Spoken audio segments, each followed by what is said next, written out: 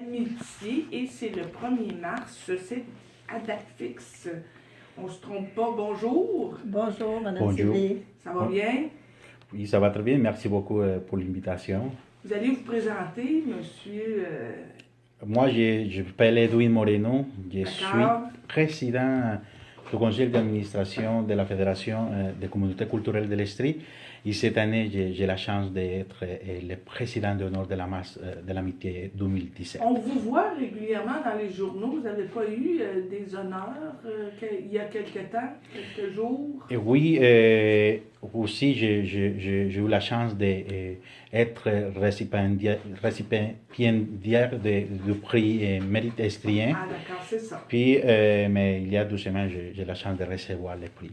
D'accord, d'accord. Et vous êtes d'origine Je suis d'origine colombienne, colombienne. Et vous êtes à Sherbrooke depuis 11 ans déjà. 11 ans déjà. Et cette année, pour la première fois, président d'honneur de cette journée de l'amitié. Oui, effectivement. C'est tout un honneur. Oui, bien sûr. Vraiment. D'autant qu'on annonce beau aussi pour faire le tour du lac. Hélène Ouellet, vous êtes là, vous, depuis quelque temps, il me semble, parce qu'on vous reçoit ici à CFLX, disons, régulièrement. Nous sommes à la 13e édition de la Marche de l'amitié autour du Lac des Nations. Et quand je disais date fixe, c'est que ça se passe partout dans le monde le 1er mars. Oui, le 1er mars, c'est la date à laquelle le président Jimmy Carter, président pacifiste des États-Unis, qui avait présenté la charte de Friendship Force internationale au gouverneur des États-Unis réunis à la Maison-Blanche. Et c'est pourquoi qu'on prend toujours le 1er mars comme date importante dans notre réseau international, Friendship Force international. Est-ce que vous faites toujours la même activité aussi, ou si c'est la même activité pour tout le monde, comment ça se passe? Chaque club choisit son activité. Nous, on a trouvé ici à Sherbrooke, compte tenu de nos lieux, hein, le parc, c'est tellement beau. Et c'est très symbolique aussi, le lac des Nations.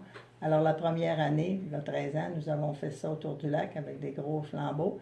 Et ça a été beaucoup apprécié et de nos membres qui avons organisé ça. Et la population a bien répondu à l'appel. Alors, on poursuit toujours avec la même activité. Il y a des petits changements, comme par exemple la personne artiste qui joue en nous pour l'événement, un petit peu l'organisation de la discussion, mais c'est toujours le canevas de base pour l'événement, fêter la Journée mondiale de l'amitié. Pourquoi changer quand ça fonctionne? C'est ça, quand ça fonctionne bien, on a toujours aussi le support des présidents d'honneur qui nous donnent des petits parce qu'on n'est pas des spécialistes des communications, mais on s'implique avec cœur et je pense qu'on réussit assez bien comme événement. Puis on ne veut pas se compliquer la vie non plus, on veut que ça reste amical, convivial, facile, accessible aussi. Oui. J'imagine que le président d'honneur participe à recruter des gens qui viendront marcher avec vous, dans le cas présent, les communautés culturelles, j'imagine. Mais je peux vous dire que jusqu'à aujourd'hui, j'ai vécu une belle expérience en organisant l'activité. J'ai fait partie de l'organisation en aidant précisément à recruter ou à motiver les gens à participer. Parce que ce qu'on cherche dans cette activité, c'est le rapprochement interculturel. Moi, depuis toujours, je m'obsède avec le sujet de la participation citoyenne et le rapprochement interculturel, parce que je crois que c'est la meilleure façon de développer notre ville. Surtout parce qu'on a une ville qui a une richesse culturelle extraordinaire, surtout si on les compare avec des autres villes avec le même nombre d'habitants, mais on a pas mal de gens qui viennent de différents pays. Puis aussi, surtout les communautés culturelles, on est les 7,9% de la population ici à Sherbrooke, qui est quand même un pourcentage intéressant. Intéressant, tout à fait. Maintenant, ça veut dire quoi? Est-ce qu'on a un nombre de participants, participantes à obtenir? Est-ce qu'on veut ou si L'année passée, nous étions 225 qui ont répondu à l'appel. Alors, je pense que c'est une belle réponse de la population. C'est, quel que soit votre âge, l'important, c'est de venir avec son cœur. C'est gratuit. Alors, moi, je dis, venez, vous donnez de vous-même, puis vous allez recevoir beaucoup en réponse, parce que c'est un lieu d'échange, comme a dit M. Marino. C'est un rapprochement interculturel. Et pour favoriser cela, après la marche, On revient au pavillon Manado, petit café, chocolat chaud, gâteau. On mange, les Québécois, on aime ça manger, hein? On a la dent sucrée. Oui, alors c'est un plaisir. Puis aussi, on va avoir cette année la collaboration de Vael, qui est un artiste qui a une influence amérindienne et qui va nous jouer des pièces comme une L'hymne à la vie. Il y a beaucoup de belles pièces qui se joignent à nous parce qu'il croit à la cause et qui est intéressé à participer. À chaque année, on essaye de mettre sur la table un thème. Et cette année, notre thème, le thème de la marche de l'amitié, c'est Parlons-nous, oui à la vie, l'amitié et la paix. Parce qu'on croit qu'ici à Sherbrooke est une ville accueillante, solidaire, puis c'est là où on doit consolider les différents espaces de participation citoyenne et de rapprochement culturel. Et on croit que la marche de l'amitié, c'est une place, une vitrine précisément pour montrer le rapprochement interculturel.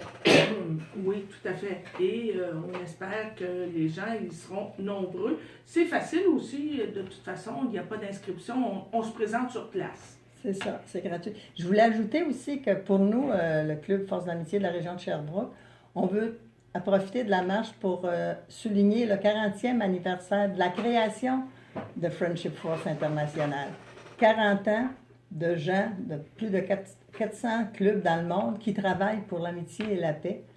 On trouve que ça se fête, ça se maintient, ça se continue. Alors, on va le souligner de cette manière-là. Chaque club le souligne à sa manière. Nous, ça va être à l'occasion de la marche autour du lac qu'on va souligner. Et 13 ans ici même, à Sherbrooke. Est-ce C'est qu'il y a d'autres villes autour en Estrie qui font cette marche-là aussi?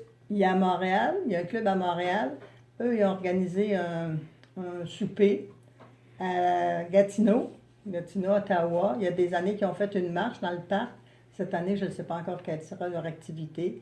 Dans d'autres pays, ils ont une activité, comme il y en a une ville. Eux autres, ce qu'ils font, c'est qu'ils font un genre de souper, puis les gens de différentes communautés apportent des mets pour partager. C'est toujours l'idée du partage, de se connaître, de s'apprécier, parce qu'on dit un monde d'amis, c'est un monde de paix. Alors, si on se connaît, on ne se fait plus la guerre.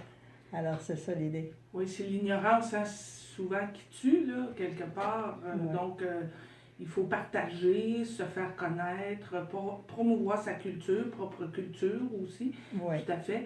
On invite les gens. Ça commence à quelle heure? Rendez-vous à 6h15 au pavillon Armanado. Puis annonce beau, je crois. Oui, l'heure du souper va faire très beau. Fait que... On espère que les grands bols va nous donner une belle température. On est sûr que oui. Puis on espère aussi la participation massive de toutes les communautés culturelles, de la communauté d'accueil des Québécois des souches, parce que c'est une activité familiale. Puis c'est sûr, puis ce qu'on peut garantir, c'est que ça va être une activité qui va plaire à tout le monde. Qui va plaire à tout le monde. Et on fait le tour du lac. À son rythme, puis après ça, on revient. Ça prend à peu près 45 minutes, si on parle 55 minutes. Puis le sentier est toujours bien entretenu. La ville s'assure de l'entretien chaque année. C'est très bien éclairé, donc c'est sécuritaire. Vraiment, c'est agréable. Puis le lac, là, il est à moitié enneigé, mais il est quand même très beau. On parle d'une marche au flambeau. Est-ce qu'on amène son flambeau, ses chandelles? Cette année, il n'y aura pas de il n'y aura pas de flambeau, c'est différent. Ça va être juste la marche. Les autres années, il y avait un flambeau pour des raisons, en tous les cas, un peu d'organisation, là, mais l'année prochaine, on verra. Mais l'important, c'est de marcher dans un lieu éclairé. Cette année, les flambeaux, c'est nous-mêmes. Notre présence. Et de là, on va être une lumière d'amitié, une lumière de participation et une lumière d'intégration. Intéressant tout ça. Est-ce qu'on peut vous rejoindre, vous suivre Facebook ou enfin? Facebook, Force de l'amitié, puis Hélène Ouellette.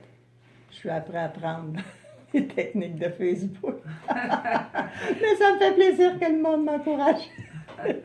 Oui, aussi, vous pouvez suivre l'événement sur ma page Facebook aussi, Edwin Moreno. Vous allez trouver toutes les informations par rapport à l'activité. Nous avons fait aussi une vidéo promotionnelle que vous pouvez partager d'ici demain où on motive les gens à participer. Puis vous pouvez communiquer avec nous, de ma part, 819-437-642. Si vous avez des questions, des commentaires, n'hésitez pas à communiquer avec moi, mais aussi avec notre organisatrice Hélène. 821-0104, la coordonnatrice de l'événement. Ça me fera plaisir de répondre à vos questions et je vous attends. Merci beaucoup d'être passé. On vous souhaite au moins 250 personnes. Merci beaucoup. Merci, madame. Au revoir. Au revoir. Je vous en prie. Qu'est-ce que ça a l'air?